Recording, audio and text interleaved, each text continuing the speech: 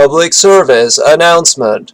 Anyone who misread the title as Andy's Throng will be sorely disappointed and is advised to cease viewing this video immediately to avoid the potential trauma of not seeing Andy in the Throng. Andy is in no way legally responsible for any mental hardship caused as a result of you not seeing him almost naked. Yo. As you know, I'm primarily a Dwarf player, so I think it's about time I gave you a tour of my army.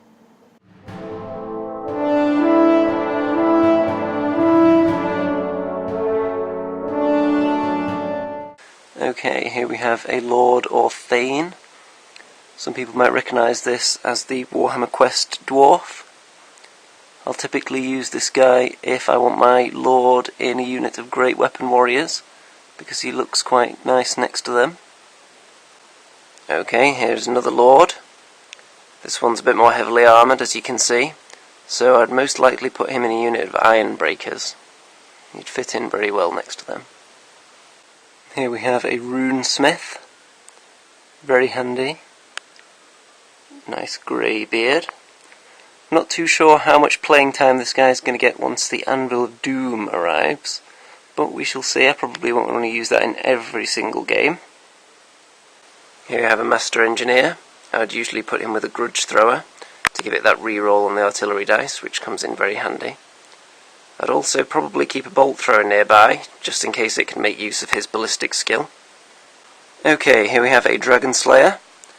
These can come in useful as War Machine Guards, or to run out and block charges. I actually had two identical Dragon Slayers, so I decided to go a bit nuts with this one. As you can see, half his beard and hair are green, and he has different axe heads, much larger, and that's not the only thing that's much larger. You may notice that he has a drastically enlarged pair of buttocks. I'll just give you a nice long look at that. Anyway, his name is Alric Big Butts. And I cannot lie.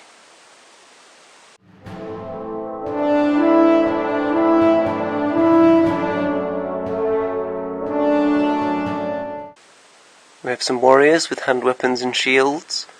These were painted a very long time ago, so I'm sure they have mould lines all over them. People don't typically use these guys much in the current rules, but I'm quietly confident that they'll make a comeback when the Dwarves next get an update. We have 31 Great Weapon Warriors here. In the current rules, these guys are pretty sweet, with it no longer being possible to just wipe out the front rank and not get attacked back. These are pretty much the central point of my army. Here we have 16 Quarrelers. I'm currently painting up a few more of these guys at the moment. As you can see, there are a few new models in the front rank, which I think add a lot, with them looking down the sights. You can give these guys great weapons, so that makes them very useful in the current rules. Here we have 10 Thunderers. I do have a lot more of these guys, but these are the only ones that are painted up so far. With a small unit like this, I would usually just use them to protect a flank against light harassment units. They're quite handy against that, with their +1 to hit, which makes them good for stunning and shooting. And then they're no slouches in combat either, with being dwarves.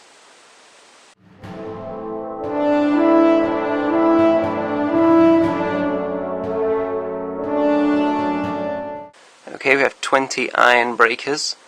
I really like these models, although I'm sure the Dwarf gods will smite me down for taking these over Hammerers. You're darn right! They do exactly what I like my units to do, which is not die. It's very handy for keeping a character in. Here we have a pitifully small unit of 6 Miners. It's actually a decent size for going after war machines, but not much else. I am painting up some more of these guys though, so that should make them a bit more versatile. You will notice that the champion is a Dwarf Lord of Legend with a gold pickaxe, which hopefully my opponents won't mind if it passes for a steam drill. We have a Bolt Thrower. It's not the most popular war machine, but it is nice and cheap and it can be useful. And you can probably see there is a small caged goblin there on the base, just to make it a bit more interesting. We have 2 cannons, because why not?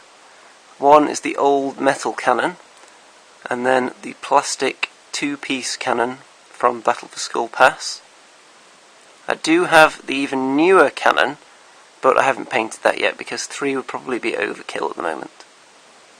I have a grudge throw here, which I find to be extremely versatile. It can either be used to take out large blocks of troops, or to drop effectively a cannonball onto a large monster.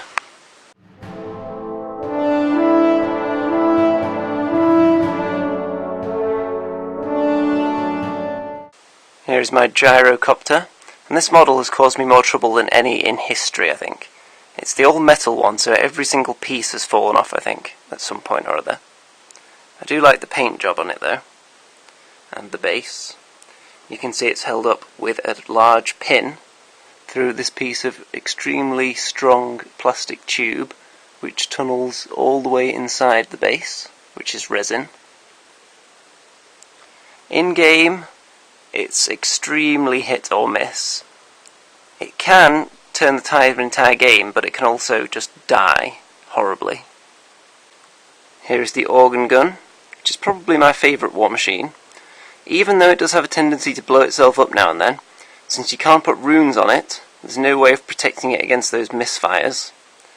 So you've just got to be careful with it and pick what you're shooting at carefully. If there's no target that's really worth a shot, then just don't take it. The enemy can bait you into shooting something that's not worthwhile at all, hoping that you'll misfire. A couple of things didn't make it into the video because they're not completely finished. For example, the BSB.